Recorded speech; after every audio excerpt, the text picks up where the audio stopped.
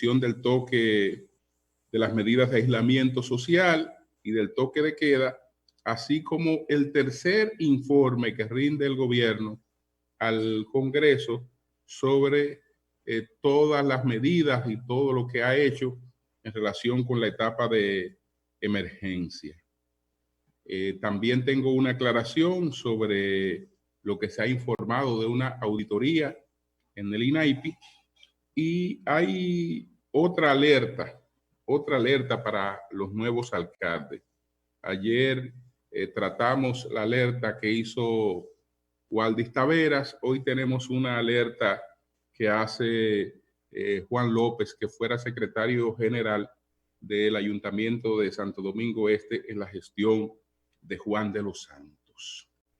Entonces, señores, en primer lugar, pues hoy estamos en la conmemoración del Día Internacional de los Trabajadores.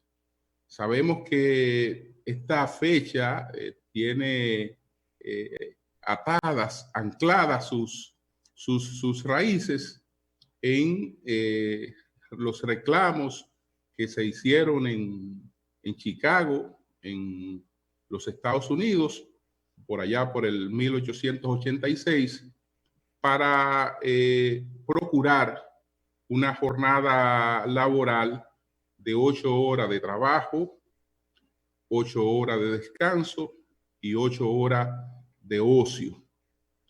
Que esa protesta obrera después concluyó en un conflicto en el que hubo muertos después de varios días de conflicto, y de ahí está el caso de los llamados mártires de Chicago.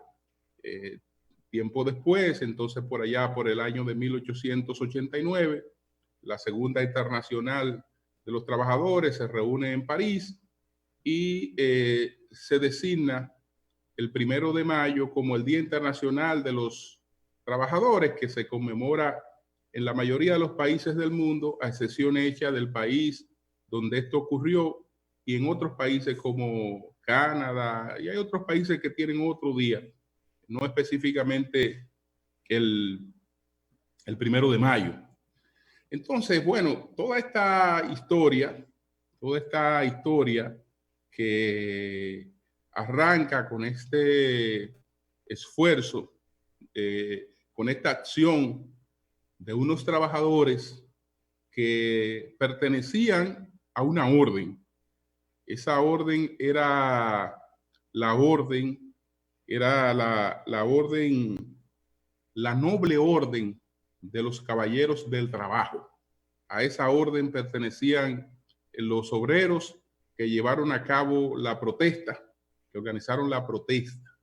Esa noble orden de los caballeros del trabajo, pues de seguro que va a encontrar vínculos con la francmasonería, que estuvo muy presente en el proceso fundacional de los Estados Unidos y en otras etapas, como por igual tiene esos vínculos el reclamo de 8 horas para el ocio, cosa, digamos, que hoy la concebimos de una manera, pero en aquella etapa,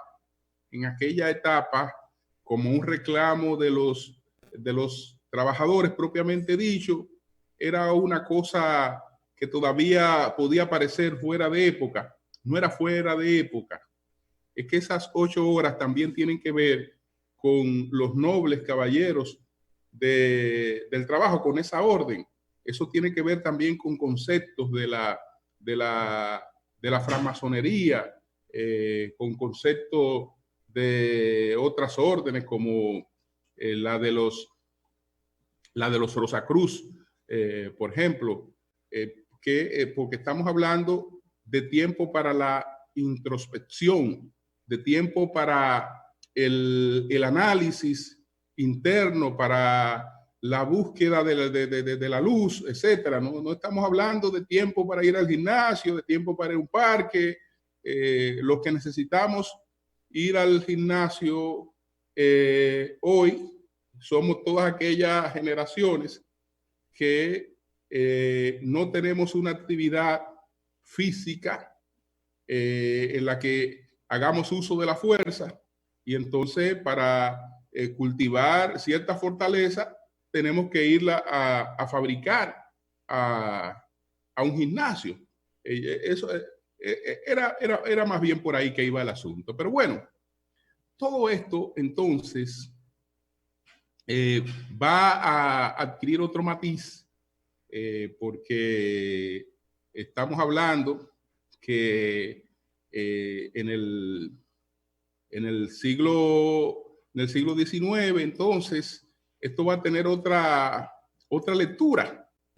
A principio va a tener otra lectura, y desde antes ya tenía otra lectura, porque ya se habían producido los estudios de Carlos Marx, Federico Engels. Cuando se produce esta situación en Chicago, se lamenta de que Marx no estuviera vivo para presenciarla, porque cree que se están dando, digamos, parte de las cosas que estaban previstas en el determinismo del marxismo, que ya las fuerzas de la dialéctica estaban generando esas contradicciones.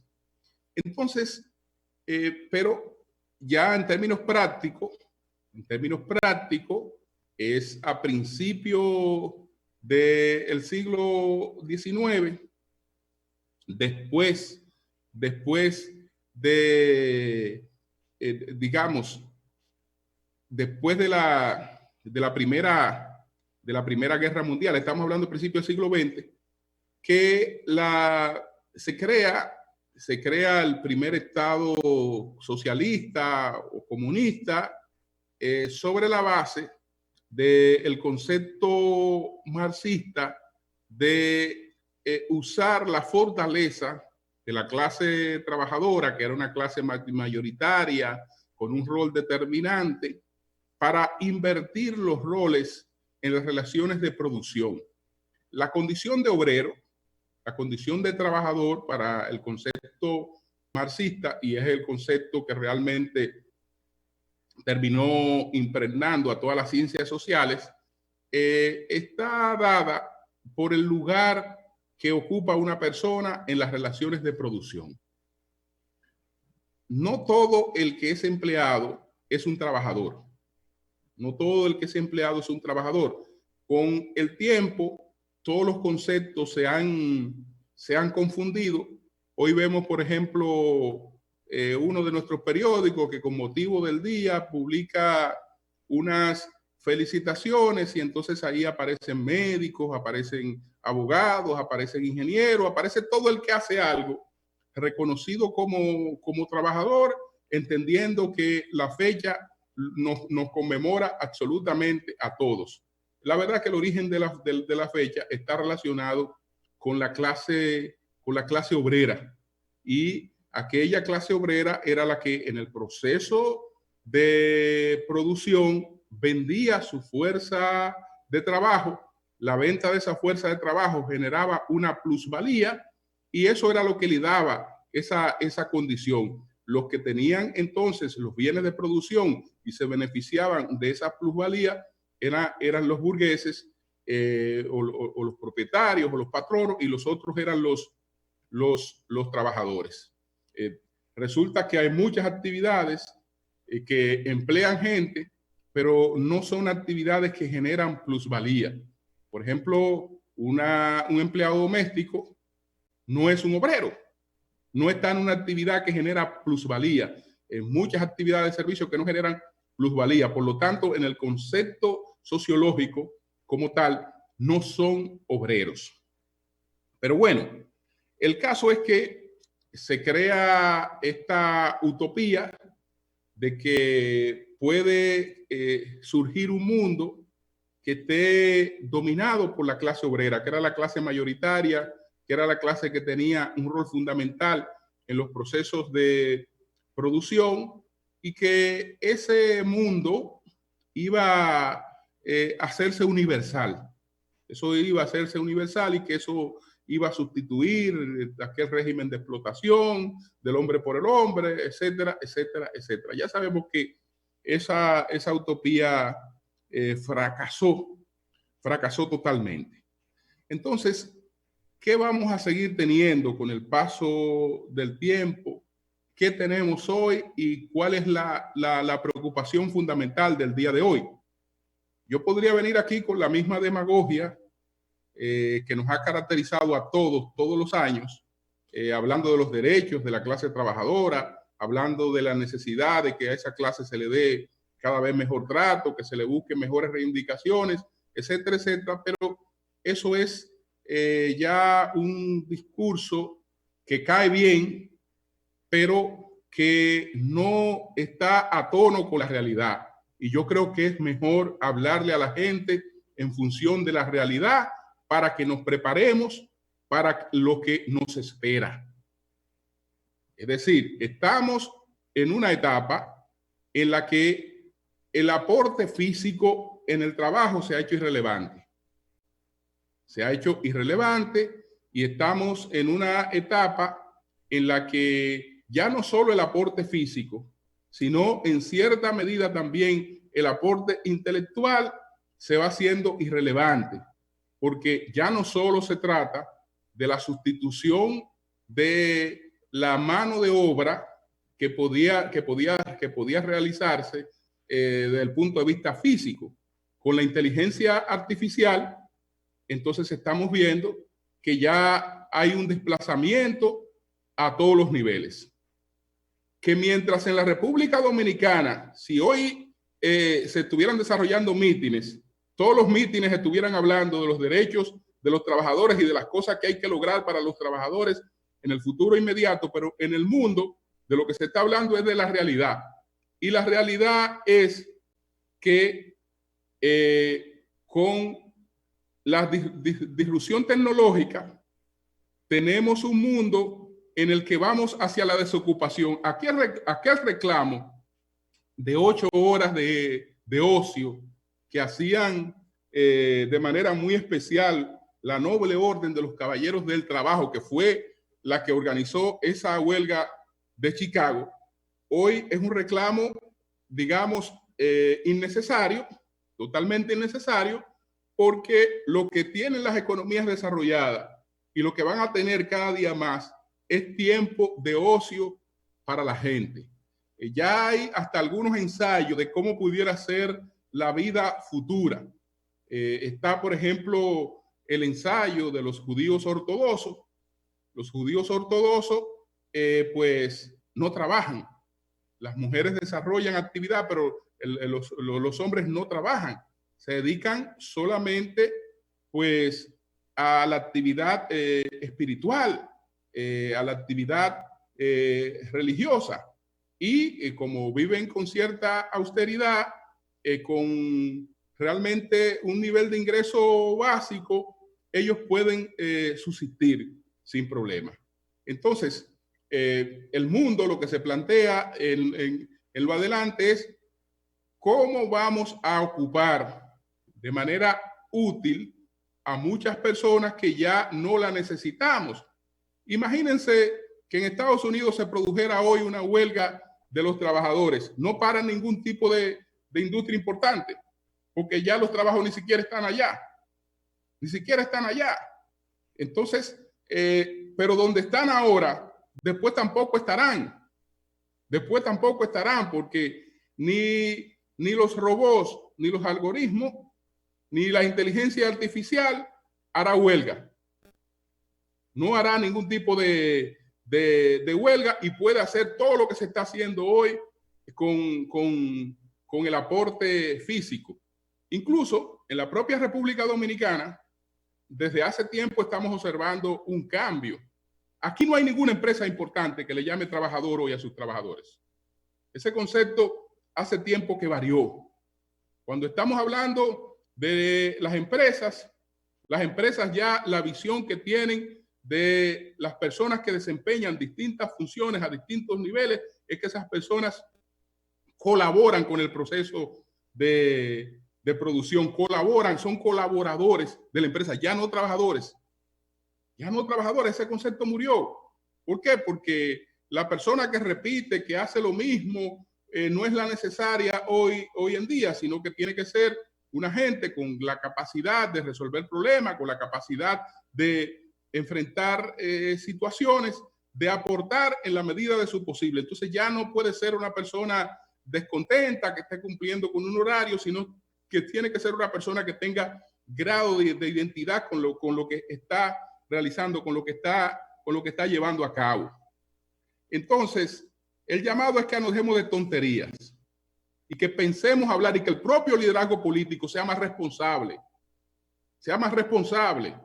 y empiece a abordar los temas que tenemos que abordar para enfrentarnos a esta era de la cuarta revolución industrial. No importa que nuestro país, en algunos aspectos, como otros países atrasados, no hayan vivido ni siquiera la tercera revolución industrial. Bueno, al mundo le toca la cuarta y la agenda no la imponemos nosotros.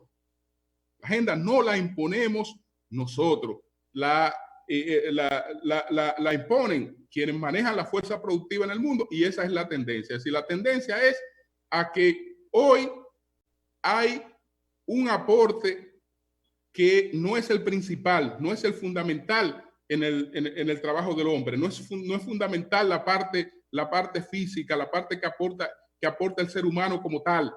Todavía es útil, no estoy diciendo que no sea útil, pero ya no estamos en los tiempos en que eso lo determinaba, en que sin eso no había nada. No, ahora es peor porque al estar todo este proceso de desplazamiento, hay más mano de obra disponible.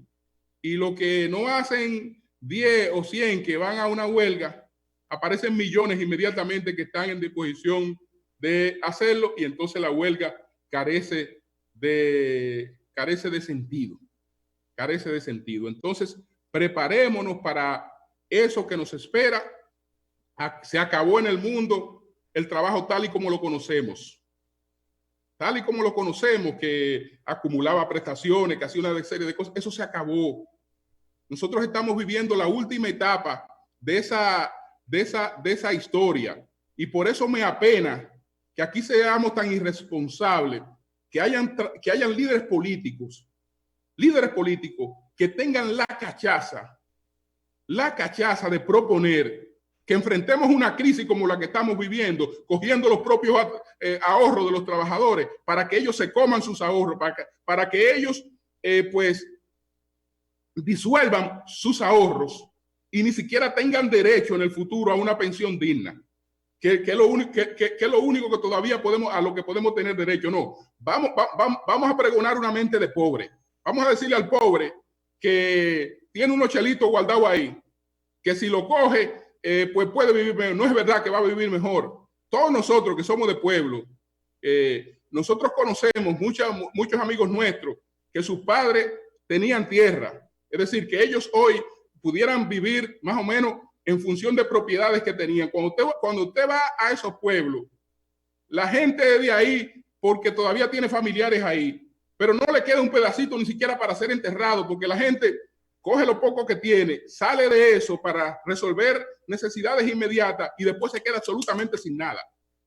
Entonces, hablarle a la gente de que, mira, ahora estamos enfrentando una crisis y tú tienes unos chelitos ahí, reclámalo para que te comes esos chelitos, para que lo disuelva, para que después no tenga ni siquiera una pensión en un mundo laboral futuro que no te garantiza a ti absolutamente nada, porque no se lo está garantizando a nadie. A nadie. Antes decíamos, que fulano no va a tener trabajo porque fulano no se está preparando. Lo lamentable del mundo de hoy es que fulano se puede preparar y también va prácticamente a un destino que podría ser el de la desocupación. Entonces, sobre eso hay que hablar porque ese es el tema de hoy. Es el tema de hoy. No es que mira, que reivindicaciones y que reivindicaciones de que el diablo. Si el trabajo como tal está desapareciendo. Si eso está desapareciendo, si eso se está haciendo, se está esclizando por todo lo que estamos viviendo. Entonces, esa era mi reflexión.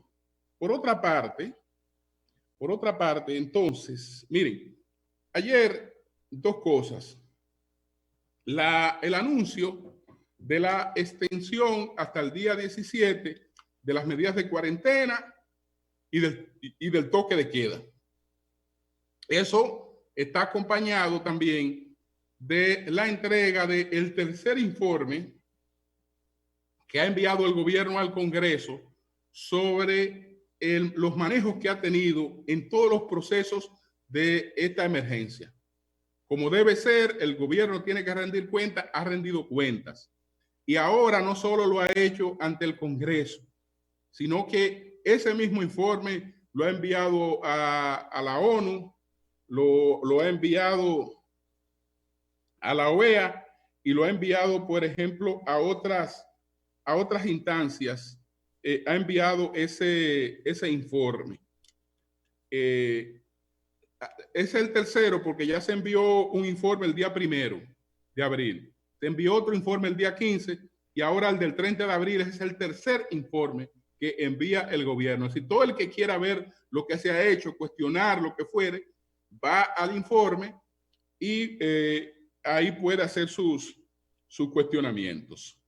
Entonces, el Diario Libre está revelando que hay una coordinación para producir ya un proceso gradual de apertura de la actividad económica a partir del 11 de mayo, que esto empezaría con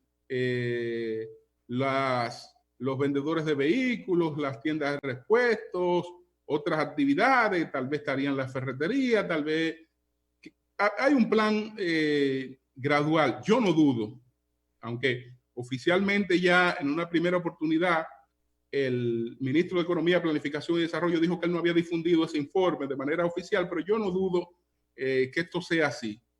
Lo más lógico es que sea así, como se está planteando, que se está trabajando en esta coordinación. Entonces, quería hacer una precisión en relación con unas declaraciones que ofreció ayer el presidente de la Cámara de Cuentas, que lo abordaron sobre la situación de los nuevos alcaldes, lo que habían dado o no ya a conocer, el informe que tienen que rendir sobre su patrimonio, etcétera, etcétera. Y ahí aprovecharon y le preguntaron sobre el INAIPI. Y él informó que había una auditoría y que esa auditoría tenía hallazgos de irregularidades.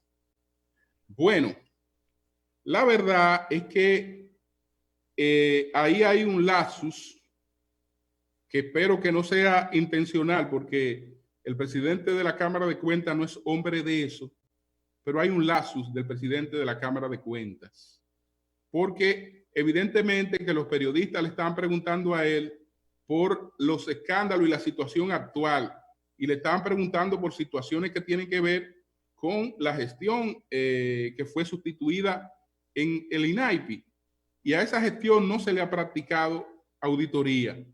Él se refería a una auditoría que se hizo en el año 2016 a la gestión anterior. Incluso hoy eso está aclarado. En función de esa auditoría, yo tengo aquí la carta que le dirigió la nueva incumbente de entonces al presidente de la Cámara de Cuentas, Hugo Álvarez Valencia, y le dice lo siguiente. En ese momento, la licenciada Berlinesa Franco le dice lo siguiente al presidente de la Cámara de Cuentas, refiriéndose a la auditoría a la que él se refirió ayer, que es del año 2016. A la gestión de Berlinesa no se le ha hecho auditoría. Nunca se ha vuelto a hacer auditoría ahí. No se ha hecho. Es decir, ahí no pueden haber hallazgos porque no se ha hecho auditoría. Entonces, esta carta dice, en atención al contenido de su carta de fecha 8/2/19 y del informe preliminar de la auditoría a las informaciones incluidas en los estados de ejecución presupuestaria del INAIPI y su correspondiente carta a la gerencia por el periodo comprendido entre el 1 de enero y el 31 de diciembre del 2016, tenemos a bien comunicarle lo siguiente. Es decir, aunque él le dirigió una carta, que ahí es que está la confusión, puede estar la confusión, el día 8 de febrero del año 2019, esa carta estaba referida a la auditoría que se había practicado a la gestión desde el 1 de enero al 31 de diciembre del año 2016. Entonces, ella le dice, tenemos a bien comunicarle lo siguiente. Primero, nuestra gestión al frente del INAIPI empezó el 6/12 del 16, es decir, empezó el 6 de diciembre del año 2016, gracias al decreto número 367-16 de fecha 2/12/16 del presidente Danilo Medina para sustituir a la licenciada Alexandra L. Santelices Joaquín, razón por la cual no tuvimos tiempo hábil ni conocimiento relacionado con las ejecutorias de las actividades de INAIPI pertenecientes al periodo objeto de la referida auditoría. Se ve claro que esa auditoría está referida a ese periodo. Entonces, segundo, acogemos con beneplácito las observaciones y recomendaciones sobre los procedimientos administrativos y contables que contiene el informe, en función del cual impartimos instrucciones precisas a los actuales funcionarios y técnicos para darle fiel cumplimiento. Es decir, esa auditoría que se hizo, pues a la gestión que fue desde el 1 de enero al 31 de diciembre del 2016, tenía una serie de recomendaciones que cuando hace su requerimiento en el 19, el presidente de la Cámara de Cuentas se le responde que esas recomendaciones han sido ejecutadas, y después hay una carta posterior de la Cámara de Cuentas reconociendo que las cosas señaladas a la gestión anterior en términos administrativos fueron corregidas. Es decir, que no se está hablando de una auditoría ni de hallazgos que tengan que ver con esta gestión. Por eso que hay que tener mucho cuidado con las informaciones, y aunque uno lo escuche, pararse, investigar y hacer su tarea para no estar reproduciendo cosas que no se corresponden con la verdad. Entonces yo creo que eso está muy claro ahí. Entonces, finalmente me refería a otra advertencia a los alcaldes, sobre todo a los nuevos, porque los viejos lo saben. Los viejos lo saben. Señores, miren, no hay una posición más difícil e injusta que la de un alcalde. Es decir, si algo usted no le desea a un amigo muy querido, es que esté en los zapatos de un alcalde. Esa es una de las posiciones más difíciles e injustas. Porque aquí la justicia con los alcaldes es muy diligente. Sumamente diligente. Y no importa de qué partido usted sea. No importa de qué partido usted sea. Félix Rodríguez, el exalcalde de San Francisco de Macorís, es del Partido de Liberación Dominicana. No importa de qué partido usted sea. Entonces, el alcalde o el director del distrito municipal no es otra cosa, desde que se juramentó, no es otra cosa que un preso de confianza. Si el alcalde no es otra cosa que un preso de confianza. Entonces, hay un artículo que escribió Juan López sobre esta cuestión de los 100 días de los alcaldes, donde él da una serie de orientaciones, y entre esas orientaciones advierte lo que plantea el artículo 21 de la ley 176-07. Y ese artículo pauta cómo es la inversión en los ayuntamientos, cómo se gasta el presupuesto de los ayuntamientos. Hay un 25% apenas que es para el gasto de personal. Un 25%, el presupuesto no puede ser mayor de un 25% para el gasto de personal. Hay un 31% que es para hacer funcionar los servicios. Ahí está la cuestión del pago de la recogida de la basura, que es un servicio sumamente costoso y que los municipios apenas pues dan alguito. En lo que se le cobra a los municipios no tiene que ver con el costo de ese servicio. Nadie paga realmente lo que cuesta recoger la basura. Eso lo asume el ayuntamiento con parte de su presupuesto. No lo asume no lo asume nunca con las recaudaciones que tiene para esos fines, porque serían insuficientes. Entonces, hay un 31% para eso. Hay un 40%, que es el que tiene que ver con la adquisición de inmuebles, con las obras que realizan los ayuntamientos. Dentro de ese 40% está el monto que decida el alcalde para el presupuesto participativo, es decir, de ese 40% que él tiene en términos general, él, de acuerdo a su criterio, saca un porcentaje para dedicarlo a obras del presupuesto participativo y lo lleva a la sala capitular para que le apruebe ese monto para el presupuesto participativo. Por eso tiene que estar dentro de ese 40% que eso está establecido. Usted sabe qué le espera a un alcalde que viole cualquiera de estas capítulos. Le esperan de 5 a 3 años de prisión. Y no se lo despinta a nadie. Solo es que sean el chivo loco y no lo acusen. O no le metan una auditoría. Entonces, esa situación con presupuestos limitados, con una serie de demandas de obras y de situaciones que, a menos que no sean alcaldes, que tengan la habilidad, las relaciones para, primero, tener la asistencia del gobierno y para tener ayuda de sectores de la sociedad y de los empresarios privados, etcétera. Si no es un alcalde con la capacidad de gerencia para generar aportes que no son propiamente de lo que él dispone, olvídese que se fuñó. Entonces, concéntrense en lo suyo,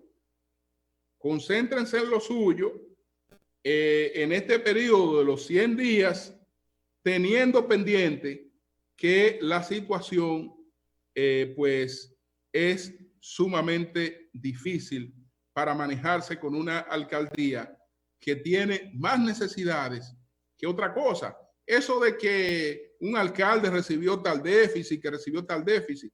Déficit quiere decir manejarse cotidianamente con menos recursos de lo que usted necesita para lo elemental, para lo imprescindible. Y entonces eso solamente se resuelve con situaciones como esa. Es decir, el alcalde que fue recibió déficits. El alcalde que viene recibe déficits. El que le entrega al que viene recibe déficits, porque si no, no ha operado, no ha funcionado realmente una alcaldía. Ahora, lo que hay que ver qué se hizo con eso.